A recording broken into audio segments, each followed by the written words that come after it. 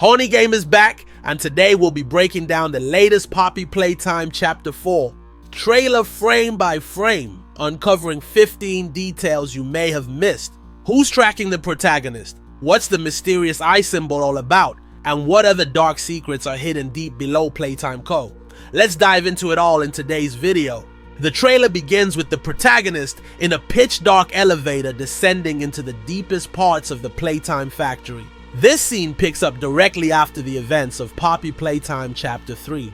At the end of Chapter 3, in an effort to avenge the innocent victims lost during the Hour of Joy, Poppy and Kissy Missy are plotting to take down Experiment 1006 with the protagonist's help. As the protagonist and Poppy descend further into the depths, we hear a chilling scream, likely from Kissy Missy. Someone or something attacks her, prompting Poppy to frantically try to reverse the elevator's direction, but the hatch suddenly seals shut, trapping both Poppy and the protagonist below.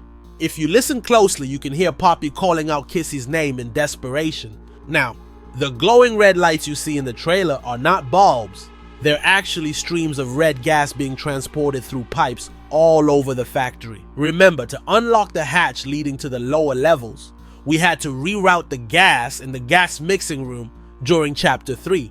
At that point, we didn't know where the gas was being sent. It turns out these pipes are leading it straight down to the basement, likely towards the true origin of this mysterious red gas. After analyzing Chapter 3, HoniGAME believes that Catnap wasn't the one who created this gas.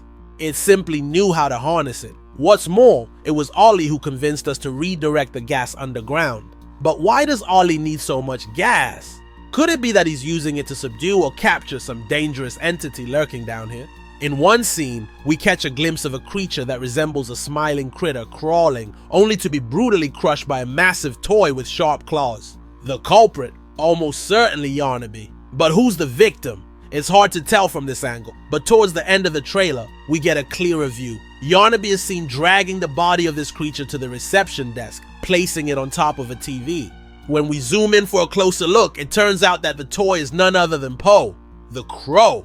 Po is part of a group of toys known as Nightmare Critters, designed as the dark counterparts to the smiling critters. Unlike their cute and cheerful counterparts, these Nightmare Critters possess darker, more sinister personalities. It's still unclear why Playtime Co created them. Perhaps they were aiming for an older demographic, or maybe these Nightmare Critters were a limited edition series that was eventually forgotten and abandoned. It makes sense that they would end up sealed away in the deepest levels of the factory. Let's start by focusing on Po the Crow. According to its description, Po is perpetually gloomy, preferring to stay in the darkness while detesting the bright and cruel joke that is sunlight. Po is a solitary and introverted creature, often staying up late or even through the entire night. Its favorite place is a cemetery, where it spends its nights listening to music, feeling more at ease among the dead than the living. This adds to its naturally melancholic character. Po often experiences sudden outbursts of anger, frequently becoming upset for reasons even it doesn't fully understand. Additionally, Po insists that its nocturnal lifestyle is not random but a genuine preference. The Crow has a distinct cinnamon scent. However, it's unlikely that the Nightmare Critters will play a significant role in Chapter 4. In one scene of the trailer, we see piles of broken toys stacked like a mountain. Given how quickly Yarnaby dispatches Po, it's safe to assume that many of the Nightmare Critters have met a similar fate, contributing to the heap of discarded toys. It's clear that the main focus will shift towards the real antagonist of Chapter 4, Yarnaby. Did you notice something unusual in this trailer? It's the first time a Poppy Playtime trailer has actually shown the protagonist. Despite playing through 3 chapters, we still have no idea who this character truly is, what they look like, or their backstory. There are countless theories. Some speculate that the protagonist was once an orphan at Playcare, while others believe they were a former employee involved in the Bigger Bodies initiative who quit before the infamous massacre known as the Hour of Joy.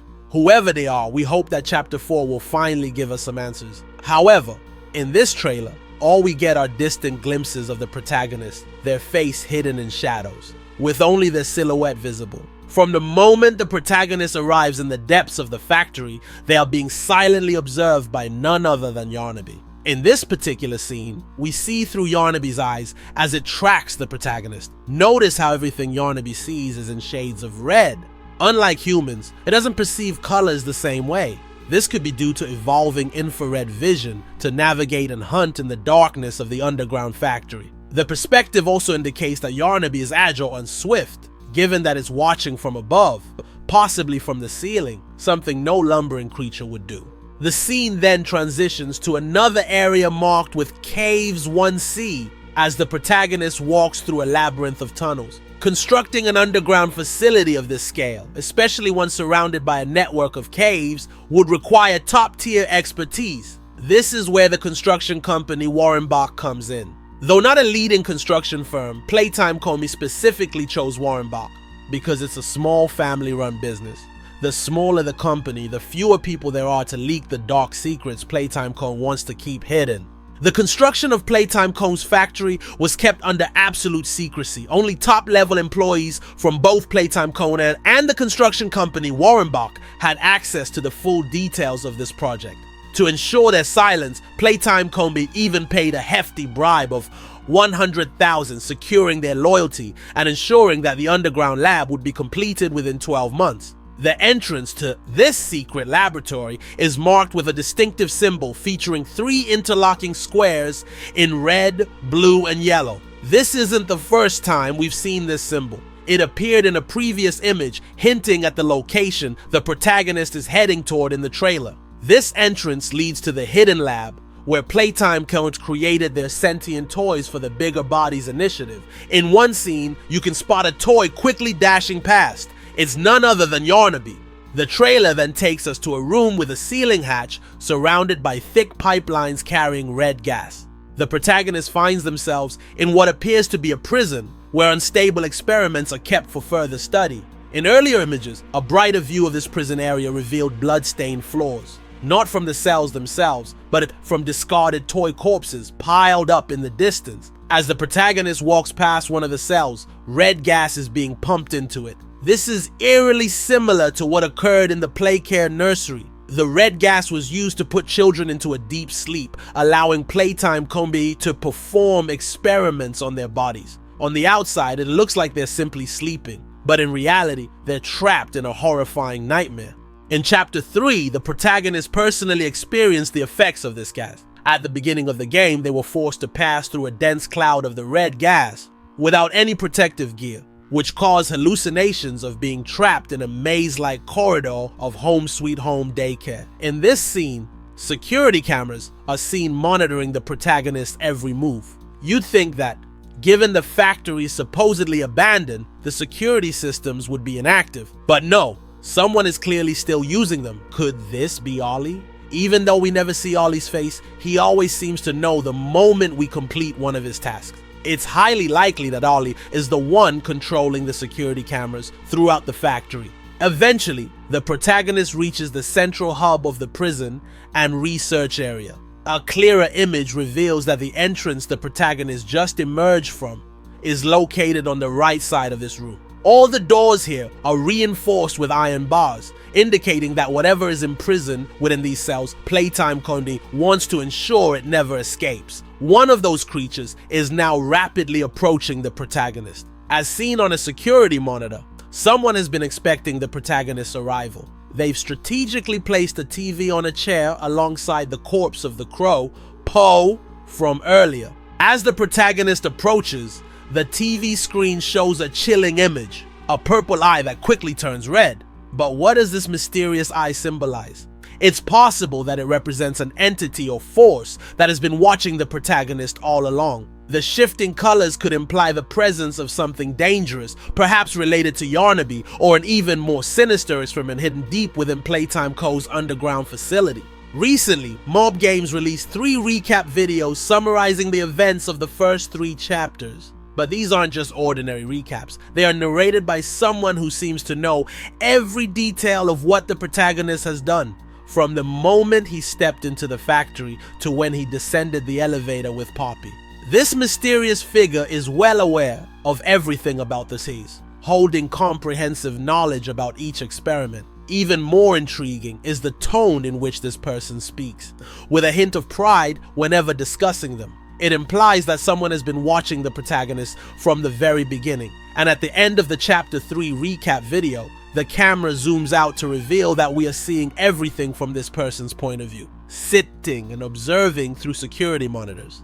This person is none other than the Harley Sawyer. He survived the Hour of Joy and has been hiding somewhere deep underground. But what exactly is his goal? Could it be that he's conducting a new experiment? After the events of the Hour of Joy, the toys were freed from human control, and for the past decade, Dr. Sawyer has been observing how the toys live in a natural environment without human interference. One of the toys that particularly interests Dr. Sawyer is Yarnaby. During the time when Experiment 1166 Yarnaby was being monitored in its cell, Dr. Harley Sawyer noted that 1166 was more obedient than Huggy. Yarnaby showed affection towards its caretakers, much like a domesticated dog. So Sawyer decided to isolate Yarnaby, becoming the only person allowed to interact with it. This ensured that Yarnaby would see him as its entire world. Even though Dr. Sawyer eventually abandoned Yarnaby, not bothering to visit it anymore, a loyal dog never stops waiting for its master. And guess what a loyal dog would do for its owner? It would do anything to protect them. This could explain how Dr. Sawyer managed to survive the Hour of Joy. Yarnaby might have been the one protecting him. So, in Chapter 4, if you want to reach the Harley Sawyer, you'll likely have to get past Yarnaby first. One last secret. Did you know that if you watch this video and hit the subscribe button, you could be selected by Mob Games to play Poppy Playtime Chapter 4 before its official release? This is absolutely true, and HoniGAME isn't making this up. So make sure to subscribe if you want a chance to play Poppy Playtime Chapter 4 early. And that wraps up all the hidden details you might have missed in the latest trailer for Poppy Playtime Chapter 4. If you enjoyed this analysis, don't forget to leave a comment, like, share, and hit that subscribe button for HoniGAME. See you in the next video.